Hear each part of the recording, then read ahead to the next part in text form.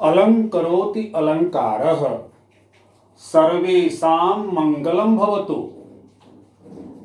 आइए, आ ही जाइए और आराम से बैठ जाइए।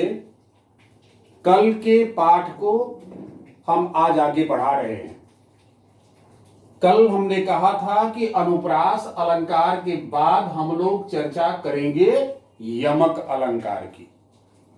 ये यमक अलंकार का मतलब शब्दालंकार का एक भेद है।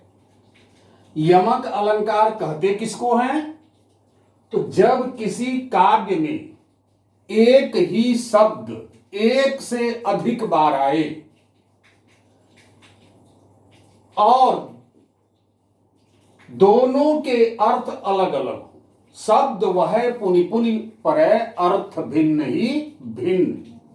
किसी काव्य की पंक्ति में एक शब्द एक से अधिक बार आएगा मगर उसका अर्थ अलग अलग होगा। जहां ऐसा होगा वहीं पर होगा यमक अलंकार। उदाहरण देखिए कि कनक कनक ते 100 गुनी मादकता अधिकाय, या खाए बौराय नर वा पाए बौराय।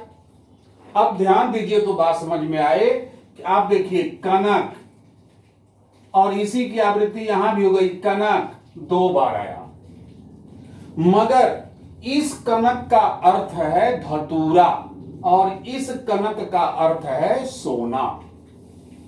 कहता है कि धतूरे से सोने में 100 गुना ज्यादा नशा होता है। मादकता माने नशा होता है। कैसे? दूसरी लाइन प्रमाणित करती है कि धतूरा को अगर कोई आदमी नर खा ले तो पागल हो जाएगा। बौराय माने पागल होना। धतूरा को खाने से आदमी पागल हो जाता है, लेकिन सोना को तो पाने से ही आदमी पागल हो जाता है। अगर सोना कहीं आदमी पा जाए तो एकदम इतना खुश होगा कि एकदम पागल हो जाएगा कि हमने बहुत कीमती चीज प्राप्त कर लिया। तो चूंकि यहां कनक एक से अधिक बार अर्थात 2 बार आया, लेकिन इसके अर्थ भिन्न भिन्न हैं, इसीलिए इस पंक्ति में यमक अलंकार है।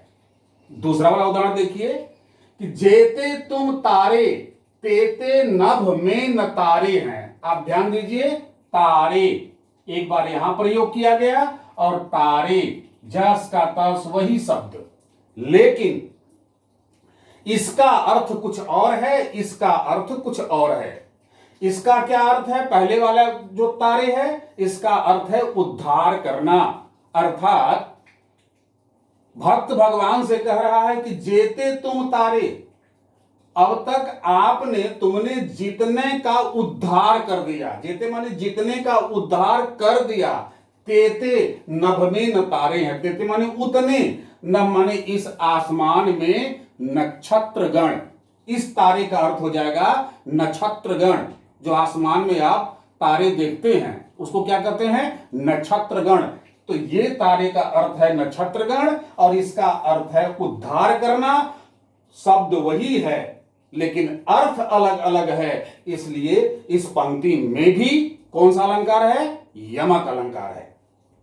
तीसरा उदाहरण देखिए कि 3 बेर खाती थी वे 3 बेर खाती है। इसमें शब्द बेर एक बार यहां आया और बेर एक बार यहां आया, मगर दोनों का अर्थ अलग अलग है। यहां बेर का अर्थ है बेला यानी समय, 3 समय खाना, और यहां क्या है? बेर का मतलब बेर नामक फल, एक प्रकार का ये फल होता है बेर। तो इस बेर का अर्थ बेर नामक फल से है और इस बेर का अर्थ समय से है, बेला से है। इसलिए शब्द तो वही है मगर अर्थ इसका अलग अलग है, इसलिए इस पंक्ति में भी यमक अलंकार है। उसी तरह से इसमें देखिए, कर का मन का डारी दे मन का फिर। आप देखिए यहां मन का आया, यहां मन का आया, यहां मन का आया, अर्थ अलग अलग है। कहता है हाथ में पकड़ी हुई मन का मने माला में लगा हुआ मोती, इसको अलग रख दो। मन का फेर, मनका का अर्थ है जो माला में मोती होता है उसको कहते हैं मनका। जो दाने होते हैं माली में गुथे हुए उसको हम कहते हैं मनका। और एक मनका का दूसरे वाले मनका का हृदय है, का अर्थ है हृदय। तो यहां शब्द तो वही पढ़ रहे हैं मगर इनके अर्थ में भिन्नता है, और इसीलिए इन चारों उदाहरणों में आप पाएंगे कि यमक अलंकार है। बहुत आसान है कि शब्द एक से अधिक बार आएगा मगर उसका अर्थ अलग अलग होगा। जहां ऐसा होगा वहीं पर होगा यमक अलंकार। ये शब्दालंकार का दूसरा भेद है। अगर ये दूसरा भेद है और इसमें शर्त है कि शब्द बार बार आएगा मगर उसका अर्थ अलग होगा, तो फिर आइए देखते हैं कि ये श्लेष अलंकार क्या है। श्लेष अलंकार की परिभाषा कहती है कि जब काव्य में कोई शब्द एक ही बार आता है, एक बार, परंतु उसके एक से अधिक अर्थ होते हैं। यहां अर्थ छुटा हुआ है, यहां हो जाएगा अर्थ, एक से अधिक अर्थ होते हैं तब वहां श्लेष अलंकार होता है। जैसे चरण धरत चिंता करत चितवत चारों ओर सुबरन को खोजत फिरत कवि व्यभिचारी चोर। श्लेष, श्लेष का शाब्दिक अर्थ होता है चिपकना। क्या चिपकना?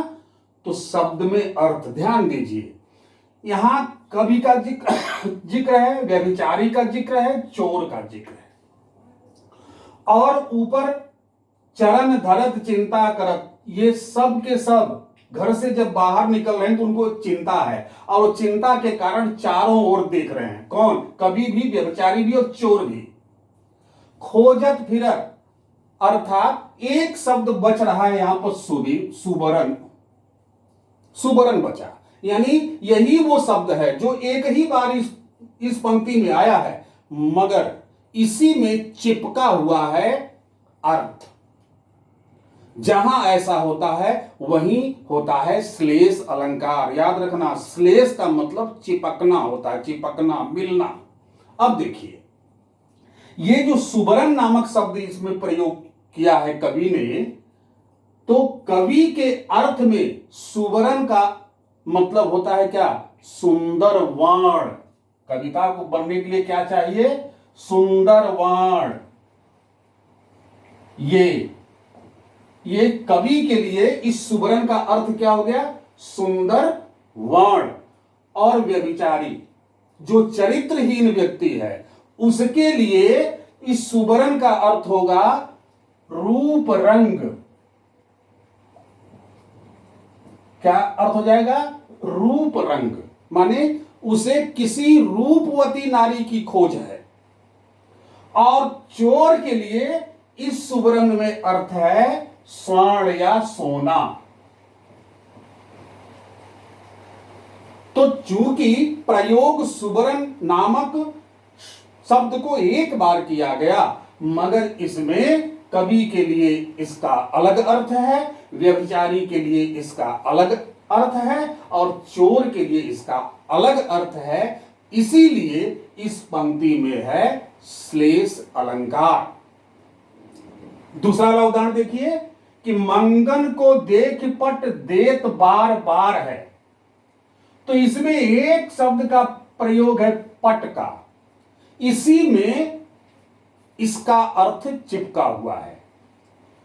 पंक्ति के हिसाब से इसके पट के दो अर्थ होते हैं। एक को कहते हैं वस्त्र, क्या कहते हैं? वस्त्र। और दूसरे को कहते हैं दरवाजा। दूसरा कहलाता है दरवाजा। अब देखिए, मंगन, मांगने वाले को देखकर, मांगने वाले माने भिखमंगे को देखकर, पट देत बार बार है। एक उदारवादी महिला के लिए अगर कहा जाए तो वो क्या करती है? बार बार उसको अपने घर में प्रयोग किए गए वस्त्र जो कि दिया जा सकता है, उसके बगैर अपने घर के लोगों का काम चल सकता है, तो दे देती है। किसको दे दो वस्त्र, तो इसके पास नहीं है तो कम से कम इस बेचारे के पास भी कुछ वस्त्र हो जाएंगे। लेकिन एक जो कंजूस प्रवृत्ति जिसकी है उसके लिए कहा जाता है जैसे ही भिखमंगे को देखती है वैसे ही अपना दरवाजा बंद कर देती है। इसलिए इस पट में चूंकि एक से अधिक अर्थ हैं और इसीलिए इस उदाहरण में श्लेष अलंकार है।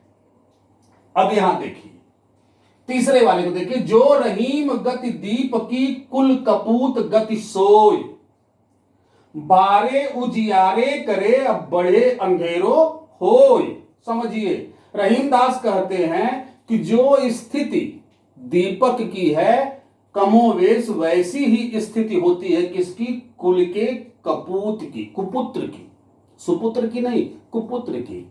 होता क्या है कि बारे उजियारे करे बढ़े अंधेरे हो, तो इसमें अर्थ चिपका नहीं हो सकता, इसमें नहीं।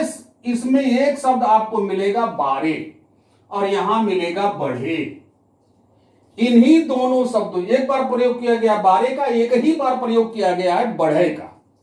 इस बारे का एक अर्थ होता है बचपन। जब भी आप लोग पढ़ने बैठते हैं, हमको उम्मीद है कि आप लोग कलम और डायरी चाहे कॉपी लेकर बैठते होंगे, तो जहां इंपॉर्टेंट कुछ देखें वहां तुरंत उसको आप नोट कर लें। तो बारे का एक अर्थ क्या हो जाएगा? बचपन। तो बचपन, और दूसरा अर्थ इसका हो जाएगा जलाना। अगर दीपक को जला दिया जाए, दीपक के लिए बारे का अर्थ है जलाना। दीपक को अगर जला दिया जाएगा तो उजाला हो जाएगा, प्रकाश हो जाएगा। और कुल कपुत्र है तो जो जब ये बच्चा छोटा था और भिन्न भिन्न प्रकार की शरारतें किया करता था तो बड़ा अच्छा लगता था, तब उसको नहीं टोका गया, तब उसको नहीं रोका गया, तब उसके अंदर संस्कार नहीं डाले गए। और यही बच्चा बढ़े अंधेरो हो, जब यही बढ़ गया, बड़ा हो गया और बड़ा हो गया, उसी प्रवृत्ति वही प्रवृत्ति उसके अंदर रह गई, तो दुनिया समाज के सामने ये एक अपराधी के रूप में हो गया। और जब अपराधी हुआ तो उस घर में अंधेरा छा गया। और अगर दूसरा बढ़े का अर्थ है, एक तो अर्थ हो गया बड़ा होना और दूसरा अर्थ है बुझाना। अगर दीपक को बुझा दिया जाए तो क्या हो जाएगा? अंधेरा हो जाएगा। इसलिए बारे और बढ़े नामक शब्द जो कि एक बार प्रयोग किया गया है, मगर इसी में इसके एक से अधिक अर्थ हैं, इसीलिए इसमें श्लेष अलंकार है। उसी तरीके से चौथा उदाहरण लीजिए कि पानी गए न उबरे मोती मानुष चून। पानी, इसमें एक शब्द प्रयोग किया गया। पहले दिन हमने इस पानी की चर्चा की थी। अब पानी गए न उबरे, ये पानी, इसमें मोती है, मानुष है और चून है। मोती के लिए पानी का अर्थ है कांति, यानी चमक। अगर मोती की चमक चली जाए तो उसकी सारी कीमत खत्म हो जाएगी। मोती है तो उसको चमकते रहना चाहिए, कांतिमान होना चाहिए। तो मोती के लिए पानी का अर्थ है कांति। और मानुष माने मनुष्य के लिए पानी का अर्थ है प्रतिष्ठा या इज्जत। एक बार अगर मनुष्य की इज्जत चली जाए, उसकी प्रतिष्ठा चली जाए, तो फिर वापस दोबारा नहीं मिलती। और चून का अर्थ होता है चूना। चून के लिए पानी का अर्थ क्या है? जल। अगर चूना में जल न रहे तो क्या करेगा? वो सूख करके मृत हो जाएगा, वह किसी काम का नहीं रह जाएगा, कहीं भी उसका प्रयोग हम लोग नहीं कर सकते हैं। इसलिए चूंकि पानी शब्द एक बार प्रयोग किया गया, मगर इसके कई अर्थ हैं। मोती के लिए इसका अर्थ कुछ है, मानुष के लिए इसका अर्थ कुछ है और चून के लिए इसका अर्थ कुछ है, इसीलिए इसमें श्लेष अलंकार है। इस प्रकार से जो तीन भेद आपको पढ़ने थे, अनुप्रास, यमक और श्लेष, वो तीनों भेद आपके सामने रख दिए गए हैं।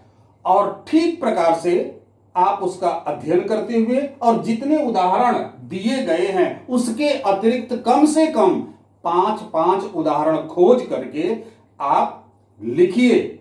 और जब हम लोग कभी मिलेंगे तो हम लोग उसको जांच कर लेंगे कि जो गृह कार्य आपको दिया गया उसे आपने किया या नहीं किया। अब अलंकार से संबंधित जो शेष बातें होंगी उसकी चर्चा कल करेंगे। धन्यवाद।